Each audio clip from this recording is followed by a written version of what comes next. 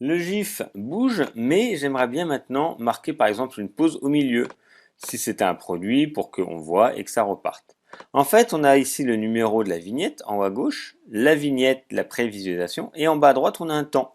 En fait, c'est le temps que reste à l'image, enfin en action, la vignette. Si par exemple celle qui est au milieu, je clique ici, je vais retrouver soit sans délai, donc c'est 0, 0,1 seconde, 0,2 ou autre.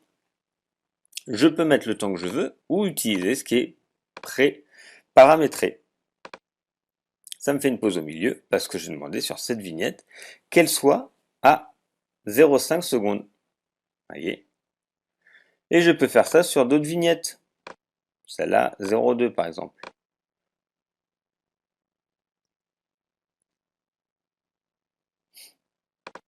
Donc il y a plusieurs possibilités pour paramétrer. Je vous montre le GIF qui est assez simple.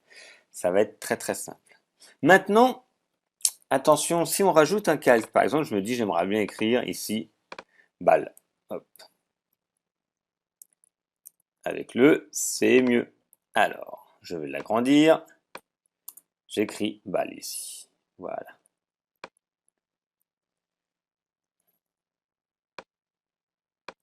Comme ceci. Là, si vous regardez, il s'est attribué automatiquement à toutes mes actions. Et je voulais peut-être qu'il apparaisse qu'à la fin. Vous voyez, à un endroit. Donc, ce qu'il va falloir faire, c'est si je sélectionne toutes les vignettes, je vais pouvoir cacher ou rendre visible des calques. Et c'est ça en fait qu'on va faire avec le GIF. Par exemple, on va faire une création complète. On va mettre tous les calques et en fait on va les cacher et les rendre visibles à certains moments pour les faire apparaître.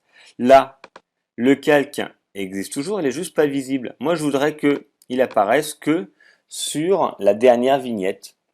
Et donc là, je clique sur la dernière vignette et je le rends visible. Je le place où je veux. Je peux laisser un peu plus de temps ici si on veut. Hop. Et donc là, il n'apparaît pas. Et hop, si on regarde, il va apparaître quand on sera à la fin. Ici, il n'est pas apparu. Et ici, il est visible. Il y a le petit œil. Vous voyez, et il va apparaître à la fin. Donc, il faut bien faire attention. C'est pour ça que moi, je vous conseille, quand on va faire une création, quand vous en ferez une, de bien d'abord créer l'ensemble de votre composition et après de cacher les calques au fur et à mesure. Parce que là, si je rajoute de nouveau un calque, par exemple, je vais rajouter un petit rectangle sur un nouveau calque. Par exemple, je sais pas, ici, hop, juste là. Je vais changer la couleur. C'est un peu triste tout ce noir, voilà. Là, le problème, c'est qu'il apparaît partout. Et je voudrais peut-être qu'il apparaisse plus tard. Donc, je serai obligé de nouveau de sélectionner toutes les vignettes pour le cacher. C'est juste une manipulation et un petit truc à faire. Et là, si je veux le mettre, par exemple, faire clignoter, je sais pas, je vais le mettre 1 sur 2.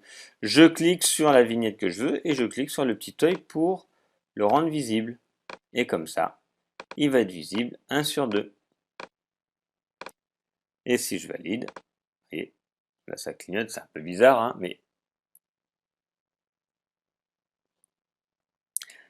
il clignote de cette manière-là. Donc voilà pour l'ajustement et l'ajout de quelques calques sur des GIFs.